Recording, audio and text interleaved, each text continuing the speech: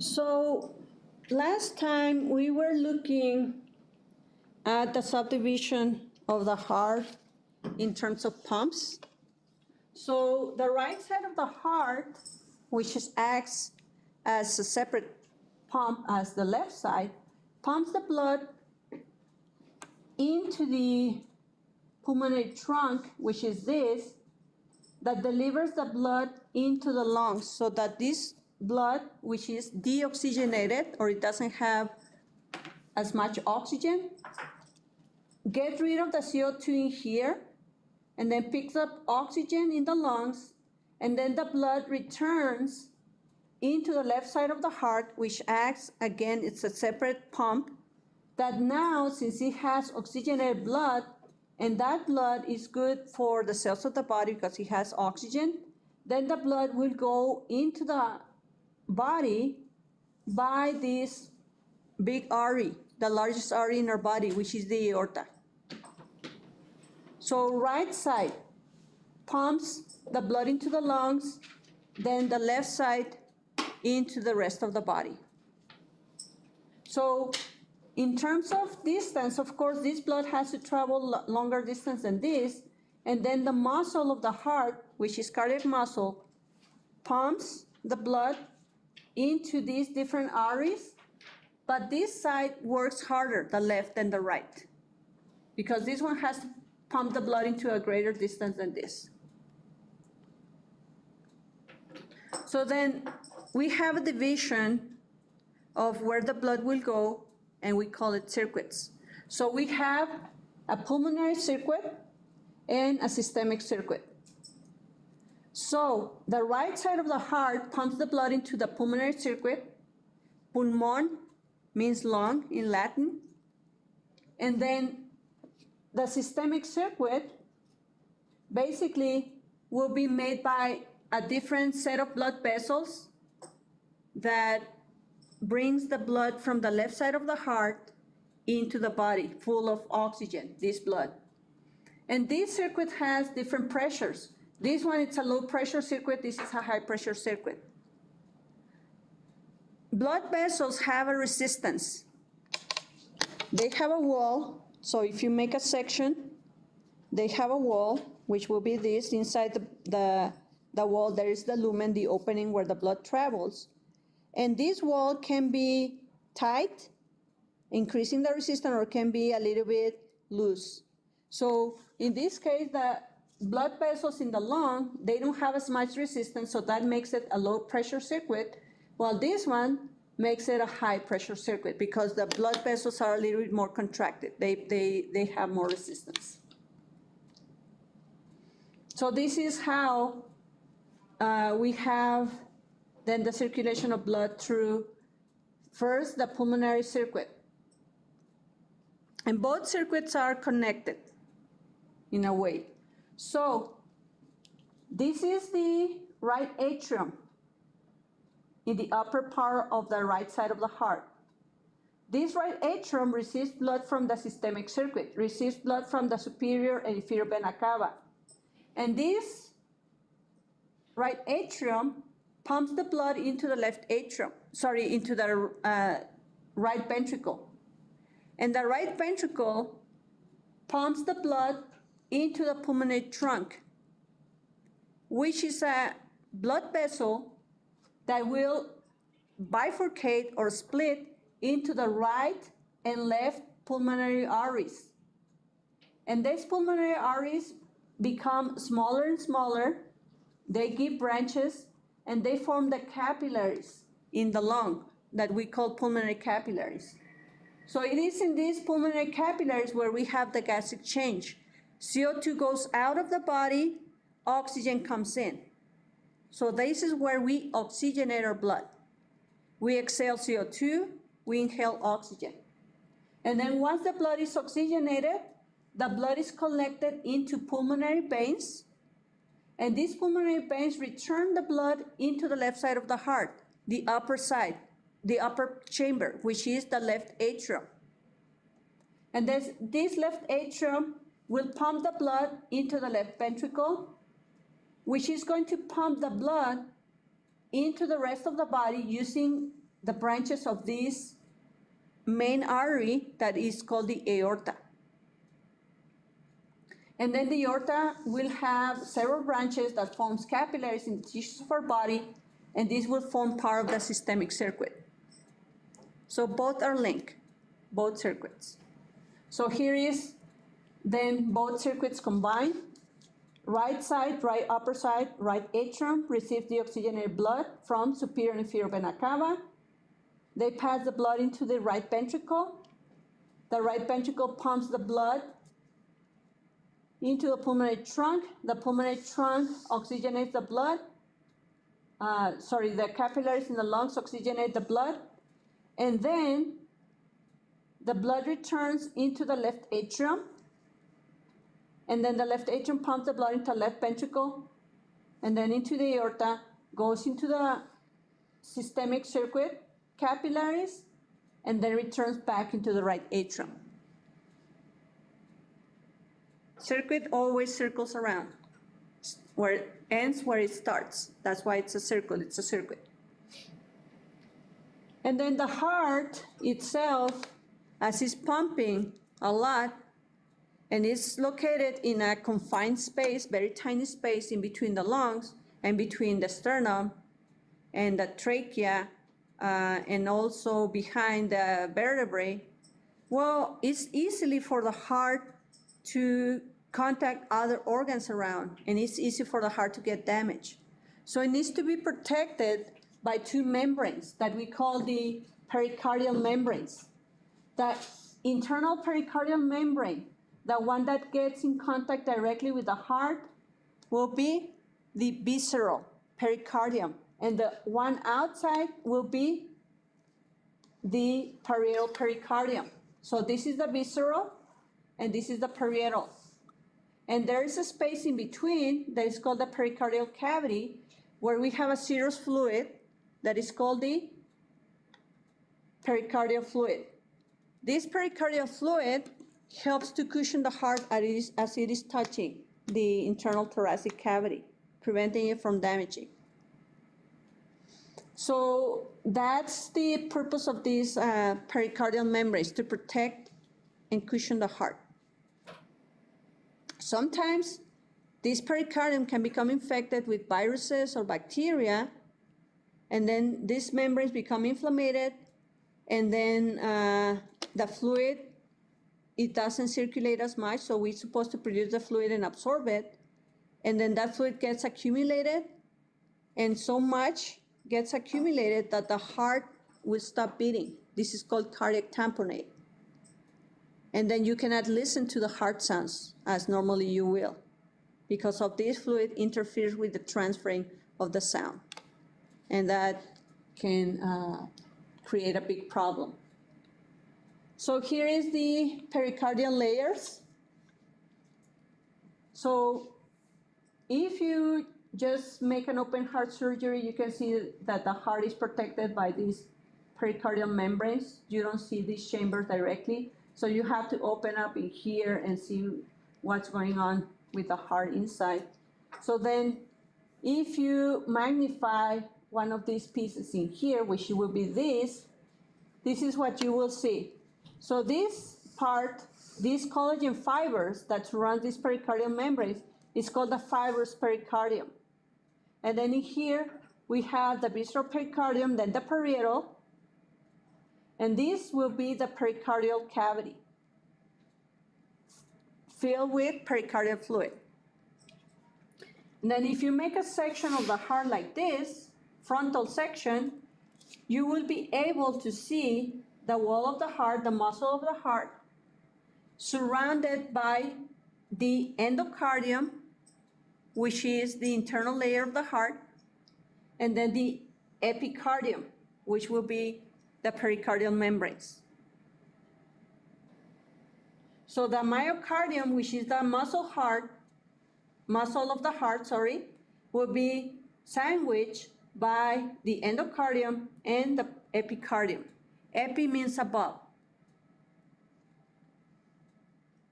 So then when you remove these membranes, you will be able to see the external anatomy of the heart. So this will be the right atrium. So this is the right border, left border, and this is the anterior view of the heart. So this is the right atrium. It has little extensions that looks like ears. So this is the auricle of the right atrium. And then in here we have the left atrium. And then connecting into the right atrium is the SVC, superior vena cava. Connecting upper and connecting lower to the right atrium will be the inferior vena cava, or IVC. So these two are the ones that brings the oxygenated blood from the body. The superior vena cava from the diaphragm and above, and the inferior vena cava from the diaphragm and below. And then just lower to the right atrium, which is this, right atrium, we have the right ventricle. And then across the right ventricle, we have the left ventricle. And there is these blood vessels between the two ventricles, the right and the left, that are branches of, in this case for this artery, of the left coronary artery, will be the anterior interventricular artery.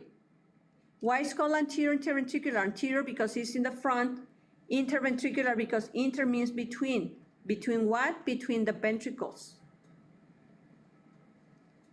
And then here, just next to this anterior interventricular artery, we have the vein that runs next to it, which will be the great cardiac vein.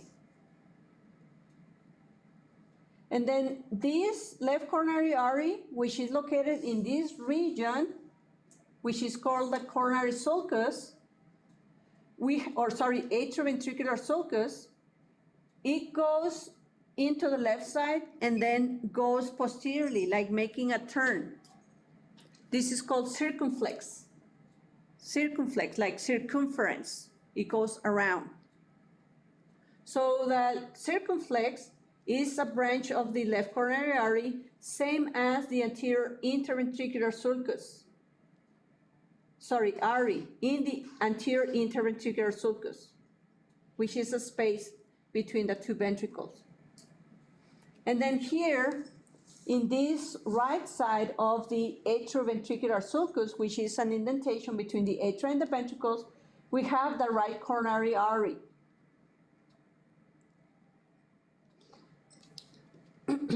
So, what else can you see in the anterior view? You can see the apex of the heart, which, remember, it is located in the fifth intercostal space mid-clavicular line in the left side, at the area of the nipple in males. And then on this left ventricle, you can see the connection of these left pulmonary arteries, and you will see on the posterior side the connection of the two right pulmonary arteries.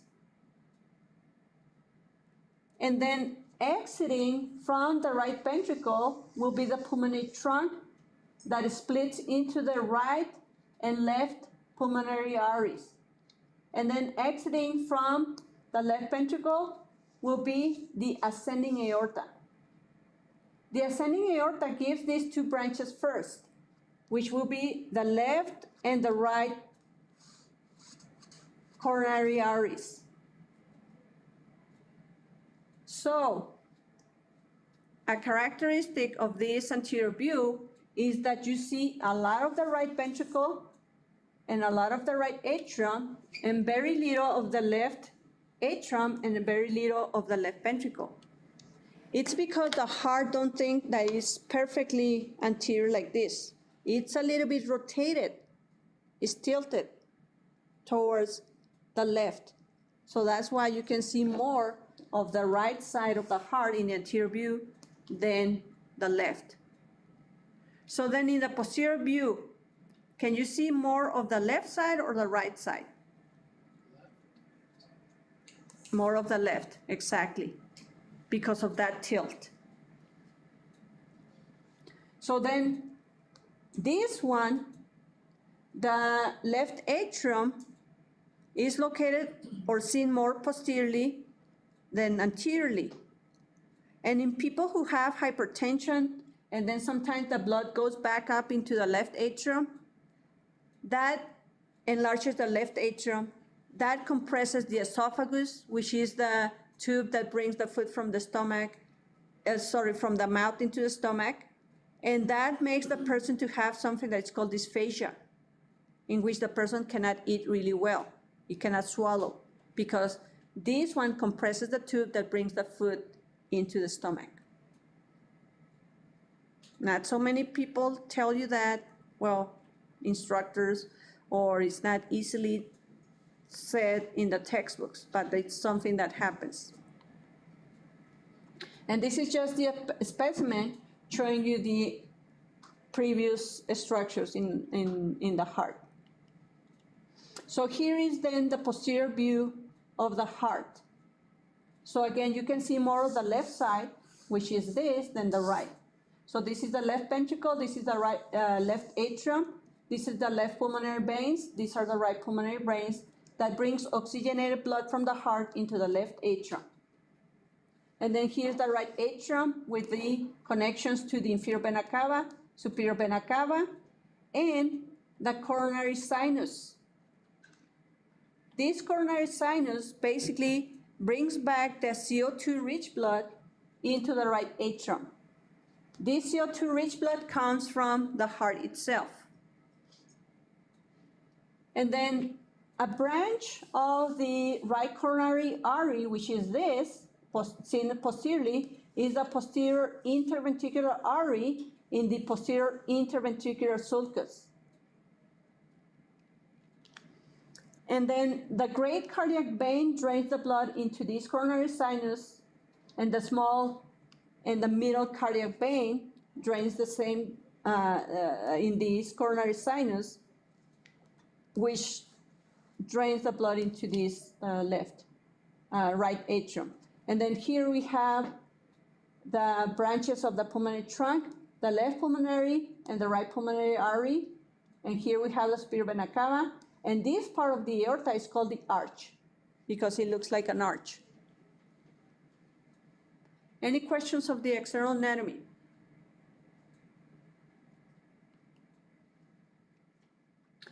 So,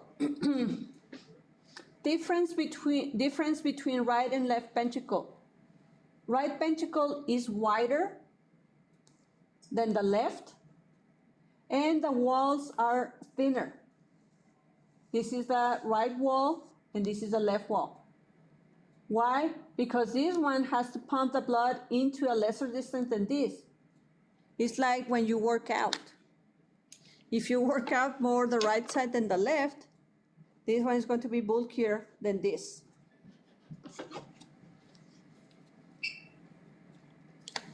And then the chambers, the shape.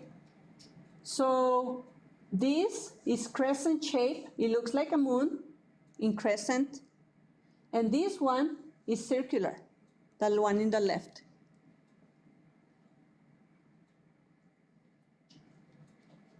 Internally, the internal anatomy of the heart. So if you make this frontal section that you saw before, you can see the four chambers. The upper chambers, these are the atria, these are the ventricles. The atria receives blood from veins. The ventricles pump the blood into arteries. So this is the right atrium, left atrium. Right ventricle, left ventricle. Interventricular septum. The wall, septum means wall, the wall between the right and the left ventricles. So this wall and the one that we have between the atria, which is the interatrial wall, prevents CO2-rich blood from the right side to go into the left, and vice versa. Oxygen-rich blood from the left going into the right, when it's completely sealed. Some people may be born with a defect of the ventricular septum. This is called the VSD, ventricular septum defect. And depending on how wide is this opening is how much blood it will go from the left into the right, or vice versa. So if you have big gap in here, how much blood is going to go in between the ventricles? A lot. So the person, when it burns, it will be so bluish. But if it's tiny, there is going to be a little bit of transfer of blood between the ventricles, so the person can get a little bit fatigued when it does exercise, but not as much, and not so much problem. Now, as the blood is going from one chamber to the other through this opening, there will be some sort of resistance of the blood running against this hole. And depending on how wide is this opening or how big, it is more or less what extra sound of the heart you expect to hear. If it's a narrow opening, if it's like not a large gap in between the ventricles, do you expect to have, this is called murmur, an extra sound. Do you expect to hear a loud murmur or not so loud murmur, a soft murmur, if the opening is small? Would be soft. Yes, loud. Well, actually, would the heart have to work harder? It's just the resistance of the blood against the wall, the opening. So if the opening is small, do you expect to hear a loud sound because the blood is frictioning against the wall, or less, or a louder sound? Is it under a lot of pressure? I mean, you have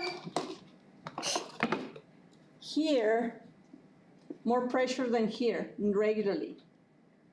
And the blood will be pumped at a harder pressure, of course, always in here than in here. So in a way, yes, you can tell that it's a high pressure, but that's normal, even if you don't have that gap. So whistling makes a louder sound. It's a narrow passage. Exactly. Try to whistle like this. No sound, and then that's louder. So sometimes that sound can be as loud that if you are in a very silent room, like at night, you can listen to that murmur in the person. If you are with this person, or well, even the person can hear that murmur. But that's not bad because the opening is small. Very little oxygen is escaping. The problem is when there is less resistance, you don't hear a murmur because the blood passes freely, but oxygen-rich blood is going to the oxygenated side where it's not needed. And those small gaps, the ventricular septal defect, sometimes it closes with time. You give some time and you give some drugs to help to close, and they don't require surgery. The person can live with it. But if the person has a big gap, then it requires a surgery. It's like a broken window of your car in the summer days, and then you have the AC on. If you have a broken window, all the cool air is escaping really easily, but if you have like a tiny opening, then not so much air is escaping. Okay? So that's for the VSD, ventricular septal defects. Now, what else can you see here? Well, you can see some valves in between the atria and the ventricles. So these are called atrioventricular valves. And this is the tricuspid because it has 3 leaflets, 1, 2, 3. And this is the bicuspid. It has 2 leaflets, 1, 2. The other name for the bicuspid is mitral. So in the left side, we have the mitral valve, and the right side, we have the tricuspid. And these muscles that hold these tendons for the valve are called papillary muscles. So we have 3 papillary muscles on the right, 2 on the left. And these tendons are called chordae tendinae, like cords of string. Like these are the cords of my heart. So these are the chordae tendinae. And this is the apex. This is the left wall, thicker than the right wall. And here we have the opening of the right ventricle. So this is the pulmonary valve. And here we have the opening of the left ventricle. This is the aortic valve. Each of these valves has 3 leaflets or cusps. These are called semilunar or half moon because they have a shape like a half moon, a crescent. So when the blood is pumped outside of the heart, it's pumped from the bottom of the ventricles up to the top so that the blood goes against resistance.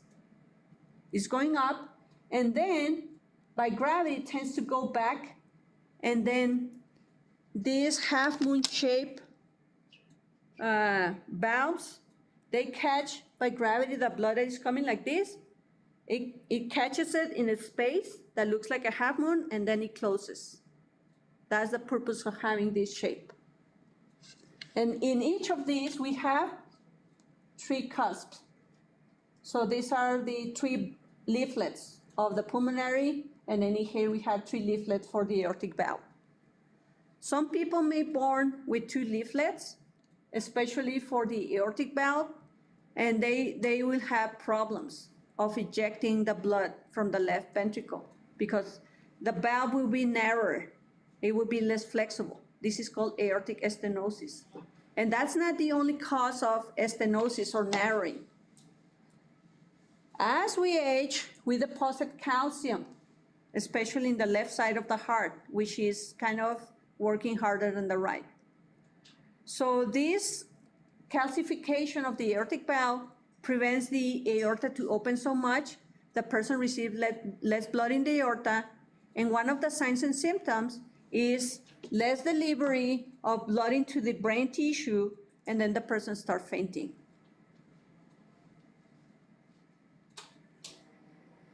Because it doesn't receive as much oxygen. These ones can get damaged with viruses, bacteria, these valves, and they can be replaced. And the closure of these valves gives sounds, heart sounds, not the opening. It gives 2 sounds, S1 and S2.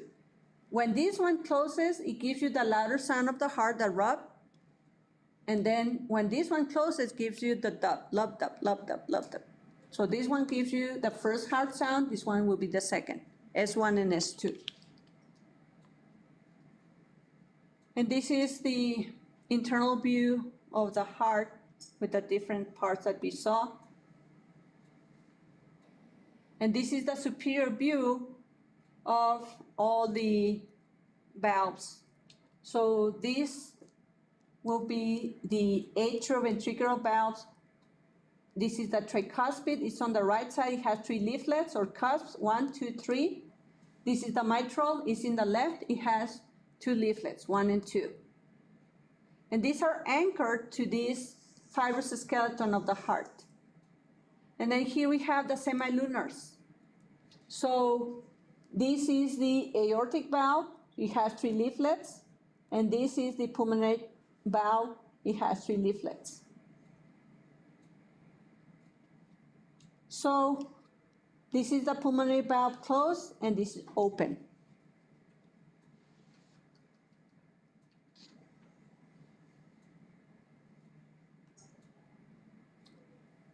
So this is then again a repetition of what we have seen before, putting it all together, blood flow through the heart.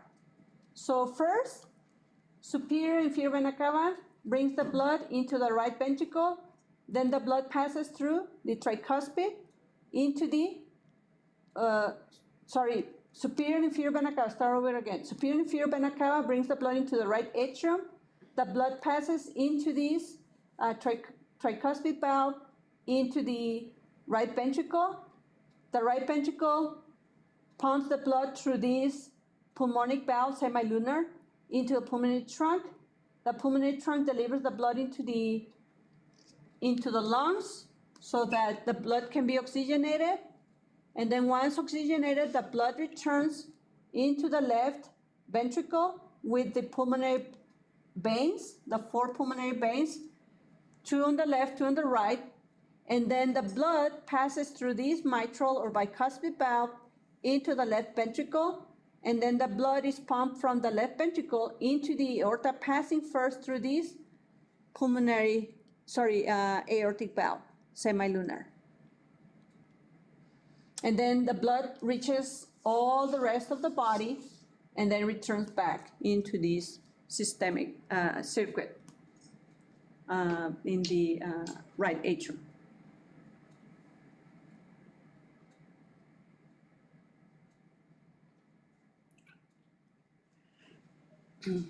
For the coronary circulation, it comes from the right and the left coronary arteries, branches of the ascending aorta. The aorta first goes up, that's why it's called ascending, and it gives the right and the left coronary arteries. And then the coronary arteries give the different branches, so the circumflex, and then the anterior descending, and the posterior descending, anterior descending, posterior descending, and then the marginal arteries. And sometimes, unfortunately, these coronary arteries can become occluded or obstructed with plaque of cholesterol, calcium, or a blood clot that migrates, that is called an embolus. And that can prevent blood flow into a particular area of the heart, and that can lead to problems. If it's partial obstruction, it just gives you precordial pain, which is called angina. But if it's total obstruction, you don't have enough oxygen into your heart tissue. That leads to death of the cells of the heart, which is called myocardial infarction. And then the person, depending on how massive is that infarction, is whether the person survives or not. One way to see if the coronary circulation is intact is by injecting contrast material into the blood of the person and then let it run through these blood vessels in the heart. And then you see if you have complete material going into there, contrast material. So in this case, it seems like everything is right. The only problem is when you don't see this white contrast material traveling. Like you might have stopping to here and you can see like a little shadow of the distal area of the arteries. This is called angiography, and it's very important for diagnosing.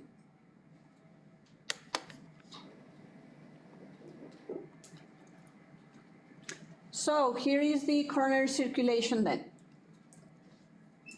So here you have the aorta, the ascending. So this is the ascending, this is the arch, and then goes down. So that will be the descending. But out of the ascending, you have the left and the right coronary artery. The right coronary artery runs between the right atrium and the right ventricle, and the left between the left atrium and the left ventricle. As this one runs to in this coronary sulcus or the anterior atrioventricular sulcus, as it runs to the left and is going to form the circumflex, it gives this first branch, which is the anterior descending or anterior interventricular artery. Blood clots by gravity tends to go first into here. So this is one of the most common arteries to be occluded. And then for the right, it gives you this marginal artery anteriorly, and posteriorly give you the posterior interventricular artery. So this posterior interventricular artery, it supplies this right posterior side of the heart and this anterior part of the heart, including part of the conducting system of the heart that we call the SA node. And this right coronary artery then is very important. Then the left side The left coronary artery supplies most of the anterior ventricular part of the heart and the apex, as seen posteriorly. And then the circumflex provides blood supply to the left atrium and to the most part of the left ventricle posteriorly. So, which of these three arteries provides more blood supply? The circumflex, the right coronary, or the left coronary? Look at the color code. This is for right coronary, this is for circumflex, and this yellow color is for the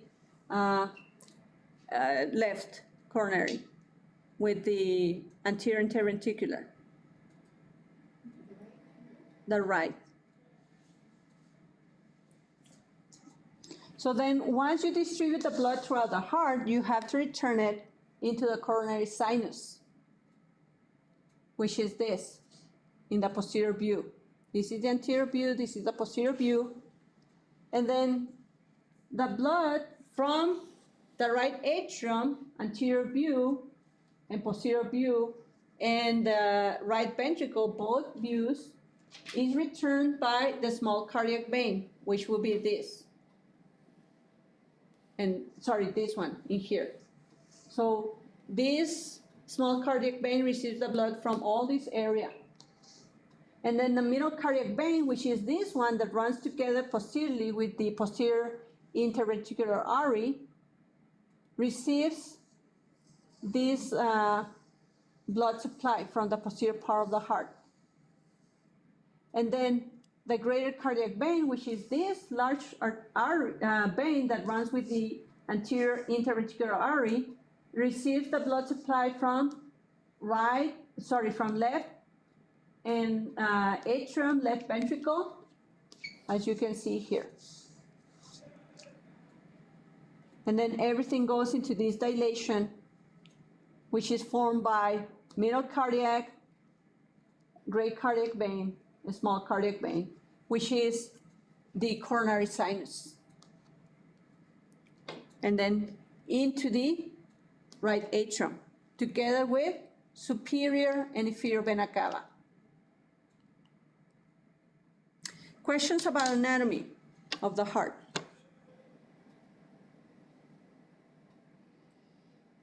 Okay, now for the histology.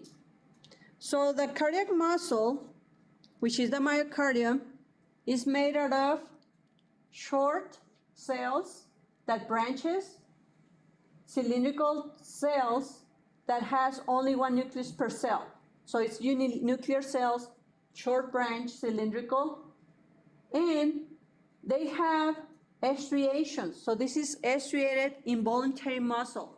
This is the type of muscle that you cannot contract and by will.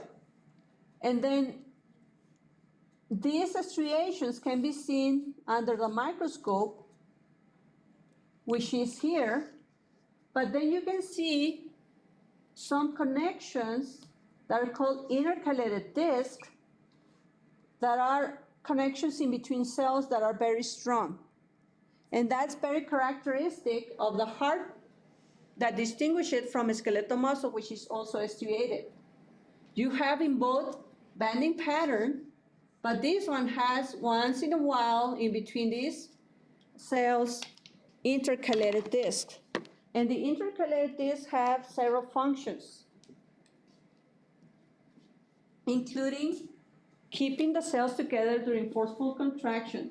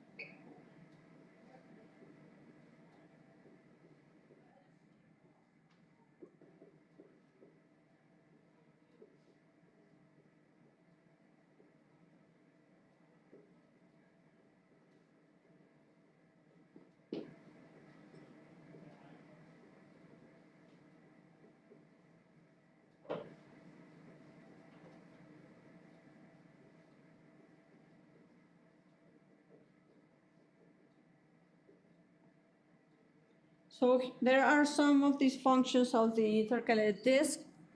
They transfer ions, they transfer electrical current, and they physically connect the right and the left. Not the right and left, the cells, and transfer action potentials.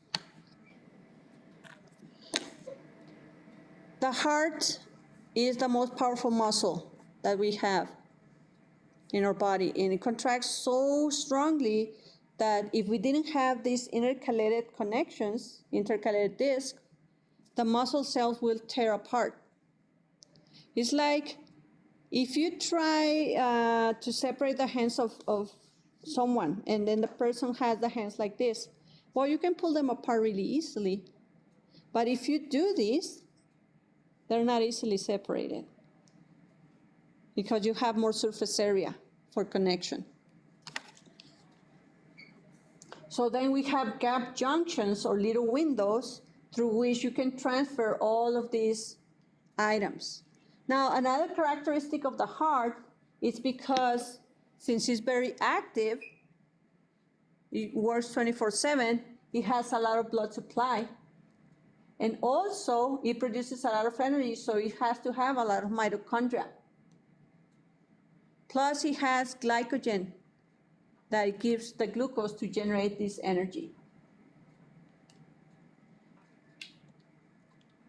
So, in terms of the electrical activity of the heart, you have two types of action potentials.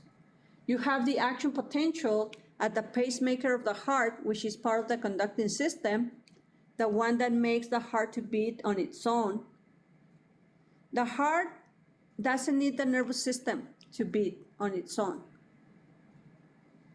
It has these pacemaker cells that are part of the conducting system, that as long as you have ions, right temperature, water, and different levels of oxygen, etc., the heart will beat on its own.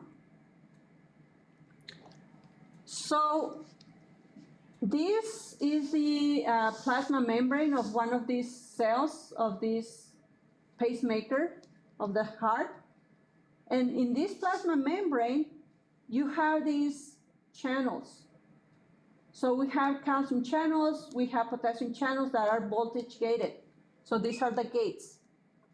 And then we have these HCN channels that are gated too, and then they allow the exit of cations in and out of the cells. And this will slowly depolarize the cells. So this is the graph that shows you the electrical activity of these pacemaker cells. So in this y-axis, we have the millivolts from -60 to +10. Here is 0, here is -40. And then this is the time in seconds where this electrical current or activity is happening. So you start at this resting member potential, -60. Since this HCN allows the passage of these ions, it will, and there it's a leaky channel, basically it's always open. These ions that are positively charged will enter into the heart, and then it will make the heart to be less negative. So from -60 millivolts, you run into -40 gradually in a little bit of like up to 200 milliseconds. And then you reach the threshold. When you reach the threshold, then you will open your calcium channels, calcium rushes in, and that leads to a full depolarization that runs from -40 up to +10 in 400 milliseconds. And then you will close, once you reach this +10 milliseconds, millivolts, you will close your calcium channels, you open your potassium channels, potassium will exit, and that is a loss of positive charged ions. So your +10 now becomes 0 and then returns to -40. And then as this keeps open, which is the minimum potential phase, you will have back to minus 60, which is the resting membrane potential. And that happens in 80 milliseconds. So basically 4/5 of a second. From resting membrane potential to depolarization to repolarization. And the cycle begins again. So it's different, this type of action potential, than the skeletal muscle. So this is the pacemaker action potential. So here's the pacemaker of the heart in this right atrium. This is the SA node, sinoatrial node. So this one is the one that generates these action potentials, and then it spreads them into the left atrium and into the right atrium through these internodal pathways. So these are pathways that carries this electrical signal so that these cells become depolarized. And as they get depolarized, they contract so they can pump the blood from the atria into the ventricles. And then this signal from the SA node will reach the atrioventricular node, or AB node, which is almost close to the interventricular septum, in between the atria and the ventricles. So before you spread further these action potentials, you stop a little bit the action potentials in here. That will allow more blood to be pumped into the ventricles. There is a delay here. And then the signal will spread into this atrioventricular bundle, which is a short segment of cells that will transfer the action potential into the right and left bundle branches of the conducting system. So all of these will be kind of considered like the wiring system of the heart that carries the electrical signals that makes the myocardium to contract. So this is the right bundle branch, and this is the left bundle branch. Where these branches are located, in which part of the heart? In the septum. And then these bundle branches ends at the apex of the heart. They go back up into these left and right walls, spreading the action potentials now into these so that they can depolarize and contract the blood that was pumped from the atrium into the ventricle. So that depolarization makes this to contract, and then that pushes the blood up into the aorta and into the pulmonary trunk. So this will be the Purkinje fibers. And as we move from SA node to AB node into bundle branch, and to AB bundle into bundle branches, and into Purkinje fibers, this generation of action potentials make the heart to beat slowly. So this one, which is the pacemaker of the heart, makes the heart to beat like around 100 beats per minute. This one, the AB node, like around 40 to 70 beats per minute, like 60 beats per minute. And then these ones like 30, this one like 20 or 10. So there's a pause. There's a pause. There is like less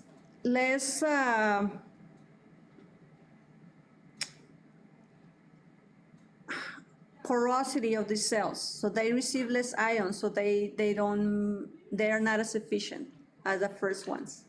That's why each time we have less contraction based on these commands from this conducting system. There is people that might have what is called a block, a heart block.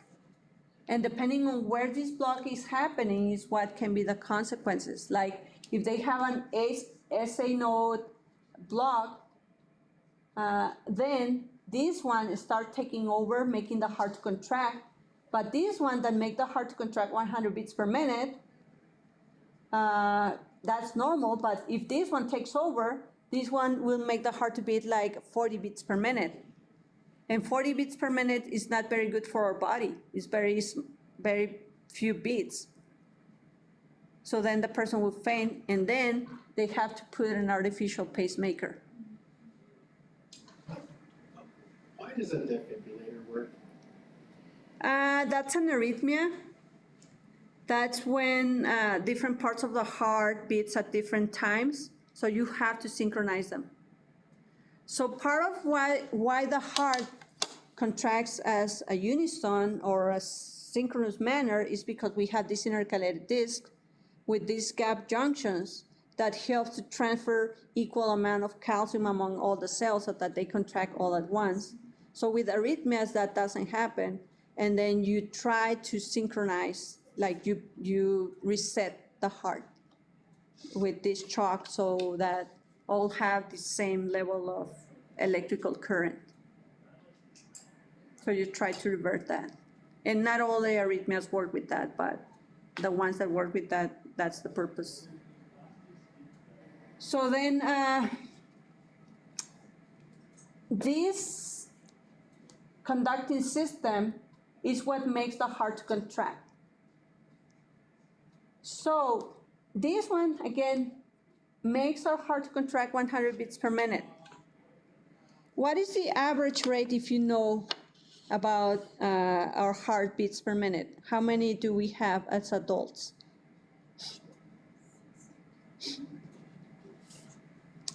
80 at rest. Like around 80 at rest. So why, if this one sends the command for our heart's beat 100 beats per minute, why we have 80? What happens to the other 20 beats per minute?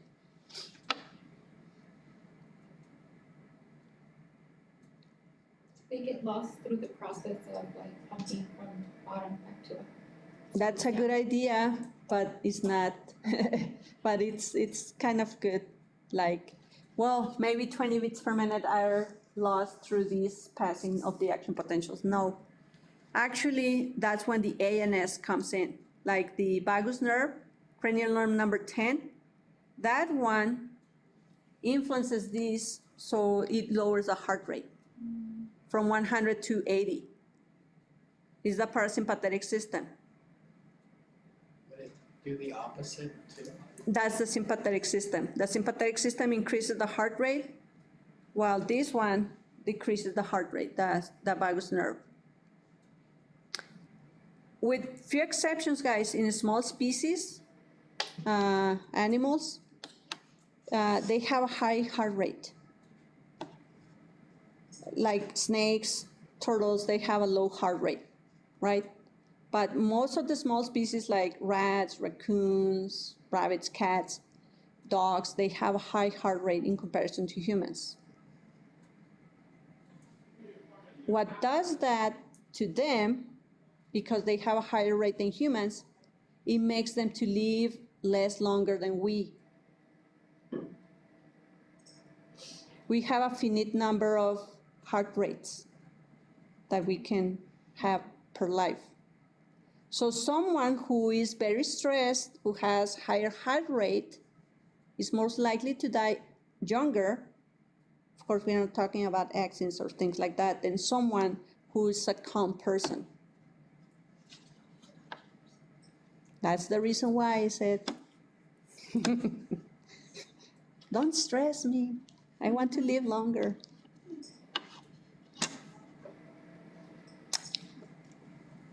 So that's an important thing.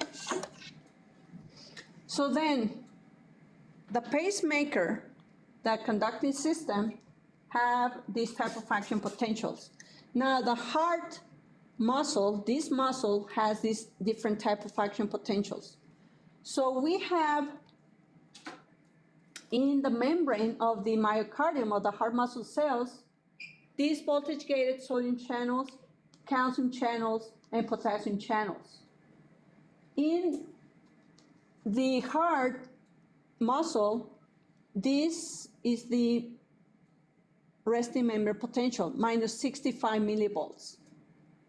So we have a phase that brings this minus 65 to plus 20 and above a little bit really quickly. This is because in this rapid depolarization phase, we open these voltage-gated channels. And then a lot of sodium rushes in, and when you reach this plus 20, you open these calcium channels, and that will make it this to drop a little bit, like from plus 20, let's say it's plus 15.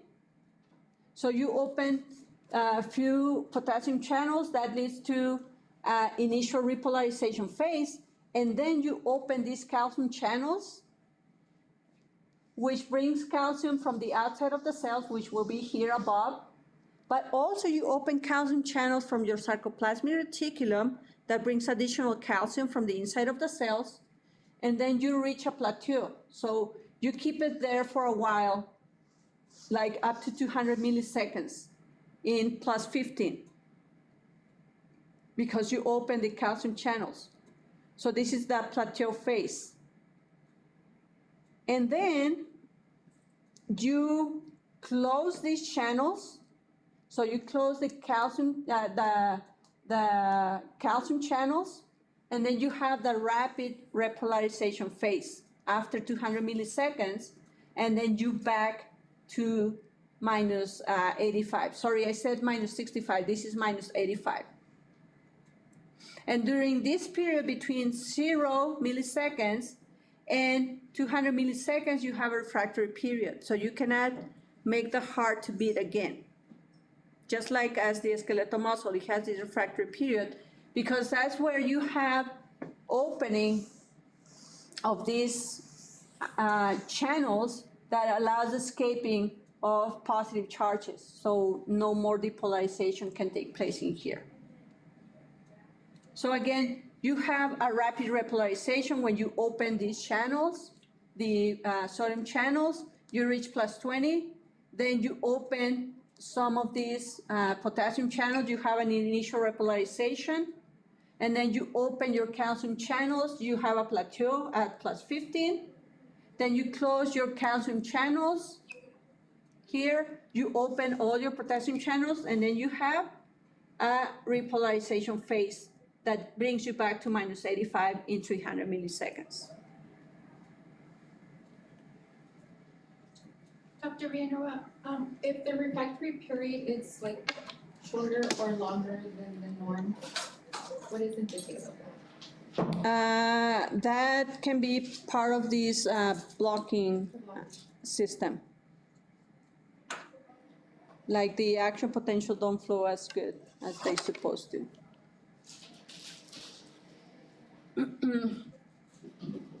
So whenever we reach the part where we talk about the cardiac cycle, you will see that the heart itself spends more time resting, 2/3 of the time, than contracting. And this is because it is important for the heart to have time to fill the chambers with blood, to have enough blood to pump. And then it can pump really rapidly the blood. But unfortunately, whenever we increase the heart rate, that resting period is not as long as it's supposed to be, and then the person will pump blood much more times, but less blood, and that's not good for the body. That happens with persons who have, again, higher heart rate, because of stress, hypertension, you name it. You can tell, well, the heart is lazy, it spends 2/3 of the time resting, and then 1/3 of the time working. No, it's for a reason. Okay? So, then this is the comparison between the two action potentials. This is for skeletal muscle, and this is for cardiac muscle. So this is shorter, the skeletal muscle, than the heart. The heart has a more important function, which is deliver blood into the body tissue, so that's why it takes longer. This one is just contracting, relaxing, so we can move. But this one, it takes longer.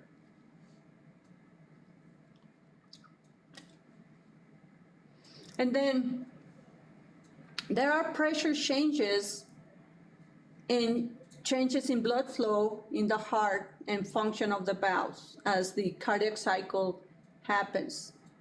So when the left ventricle contracts, the pressure inside rises, then the left atrium, that closes this mitral valve or bicuspid valve and opens the aorta because the pressure in the aorta is less than the ventricle. And that's why the resistance is less, so then that opens this. And then as the blood flows into here, into the aorta, the pressure increases in here, then in here, so that closes the valve, besides the return of blood back into this semilunar shape. And then that will make this chamber to be sealed, and then when the blood is returning from the pulmonary veins or from the lungs into the left atrium, that increases the pressure in here, and that, when it's filled with blood, makes this atrioventricular valve, which is that bicuspid, to open, and then the blood flows from the atrium into the left ventricle. So this is the contracted left ventricle. So you have to have higher pressure than here and then in here. And then when you just extrude the blood from the left ventricle, then the pressure drops, then the left atrium is filled with blood coming from the lungs. The pressure is higher than here, that opens the mitral valve, and then the blood pours in until this one fills with blood and ready to start the cycle again. So that closes the aortic valve. So in here, you have mitral valve closed, aortic valve open when the ventricle is contracting, and when the ventricle is relaxing, you have mitral valve open and then aortic valve closed. So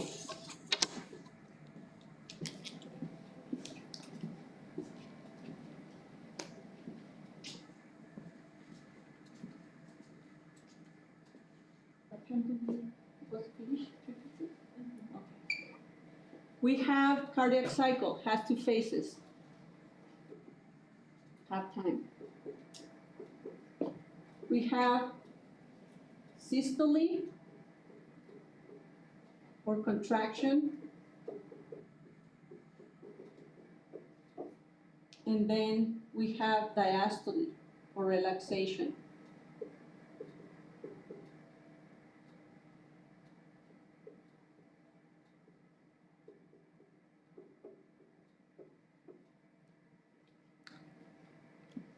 When the atria is contracting, the ventricle is relaxing, and vice versa. When the ventricle is contracting, the atria is relaxing. When you're trying to squeeze toothpaste out of your toothpaste tube, as it's almost about halfway or almost running, you start with the area that it's kind of filled, and then you contract with your hand, you squeeze the tube, and then you slide it like that, right? Imagine if you have two hands in a large tube, like if it was frosting, and then you're frosting a cake with this little funnel-like. You twist the ending, and then you're holding it with both hands, and then don't think that you will squeeze them both at once. you will start contracting this part, and then you open this, and then you hold it like that, and then you start frosting the cake. Am I right, darling? Because if you do this, I mean, the frosting is going to go both ways, right?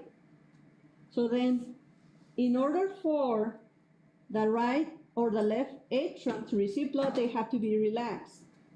And then this one, in order to keep it closed, it has to contract the ventricle so that the flow of blood don't go directly between the atria and the ventricle. Otherwise, we have just one chamber on each side of the heart, and that will make it. And some animals do. They don't have atria or ventricle, they just have a single chamber on each side, and that's it for them. But for us, it's important to have it that way. So then, while you have systole in the atria, you have to have diastole in the ventricles. And when you have systole in the ventricles, you have diastole in the atria.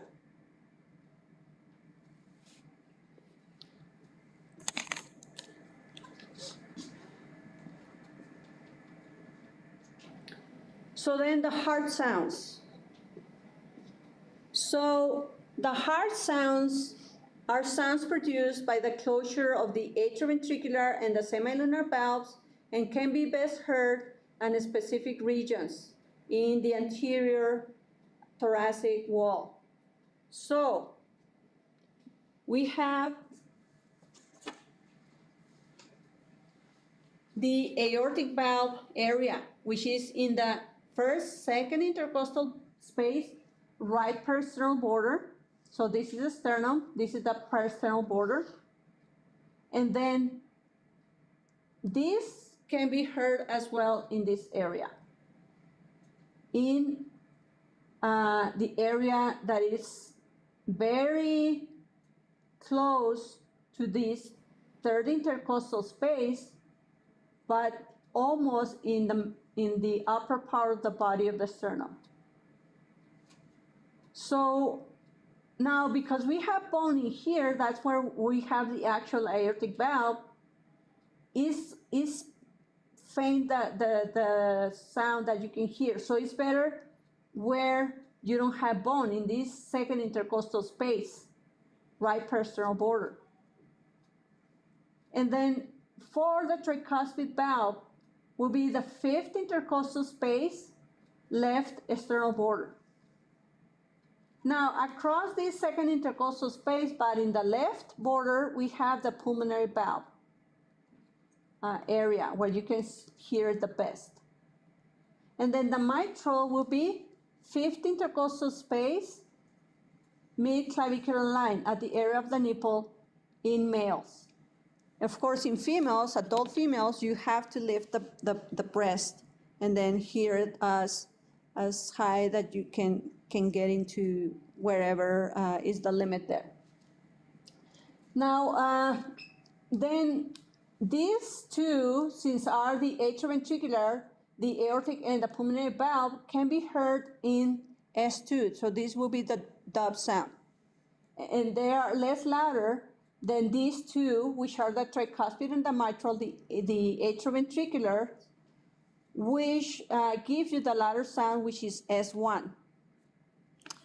So let me show you the demonstration of what it produces the heart sounds.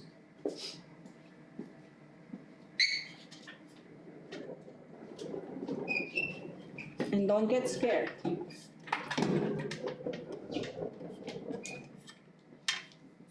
Unless the hinges are not well lubricated, in a door, when you open the door, you don't produce sound.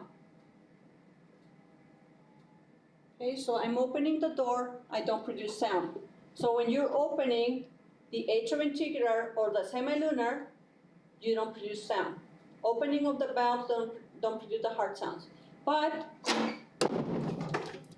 closure of the door or the valves, that's what it produces the heart sounds.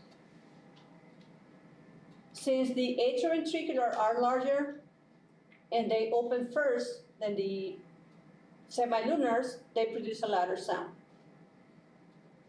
That make sense? I mean, how would you let someone know? I don't recommend that. It's never good. Show that you're mad or you're there. That, oh, hey, right. Well, yeah, that's good, right? But if you're mad, like, when someone's not going, what happened? So then that's the hard sounds.